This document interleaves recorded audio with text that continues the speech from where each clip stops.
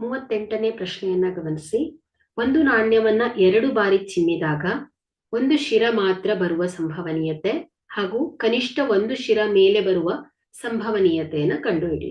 So ಇಲ್ಲಿ ಒಂದು ನಾಣ್ಯವನ್ನ 2 ಬಾರಿ ಚಿಮ್ಮಿದಾಗ ಒಟ್ಟು ಸಂಭವನೀಯತೆಗಳು S is equal to head head,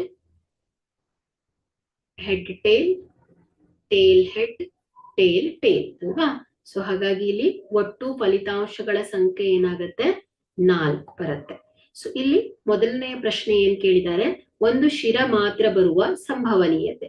so ಇಲ್ಲಿ ಒಂದು ಶಿರ ಮಾತ್ರ ಬರುವ ಘಟನೆ ಈ ಅಂತ ತಗೊಂಡ್ರೆ, ಸೊ ಇಲ್ಲಿ ಒಂದು ಶಿರ ಮಾತ್ರ ಬರುವಂತದ್ದು ಯಾವ್ದಾಗುತ್ತೆ, ಹೆಡ್ ಟೇಲ್, ಟೇಲ್ ಹೆಡ್ ಆಗತ್ತೆ ಅಲ್ವಾ. ಸೊ ಹಾಗಾದ್ರೆ ಇಲ್ಲಿ ಘಟನೆಯಲ್ಲಿರುವ ಫಲಿತಾಂಶಗಳ ಸಂಖ್ಯೆ ಏನಾಗುತ್ತೆ, ಎನ್ ಆಫ್ ಇ 2 ಆಗುತ್ತೆ. ಸೊ ಇಲ್ಲಿ ಸಂಭವನೀಯತೆಯನ್ನ ಲೆಕ್ಕಾಚಾರ ಹಾಕಿದಾಗ P of E is equal to N of E divided by ಒಟ್ಟು ಫಲಿತಾಂಶ is equal to 2/4 is equal to 1/2 ಆಗುತ್ತೆ.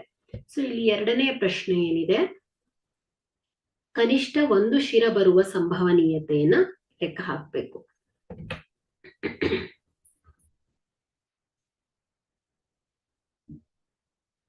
ಸೊ ಇಲ್ಲಿ ಕನಿಷ್ಠ ಒಂದು ಶಿರ ಬರುವ ಸಂಭವನೀಯತೆ. ಸೊ ಇಲ್ಲಿ ಈ ಒಂದು ಕನಿಷ್ಠ ಒಂದು ಶಿರ ಬರುವ ಘಟನೆಯನ್ನ ಎಫ್ ಅಂತ ತಗೊಂಡ್ರೆ, F is equal to head head, head tail, tail head.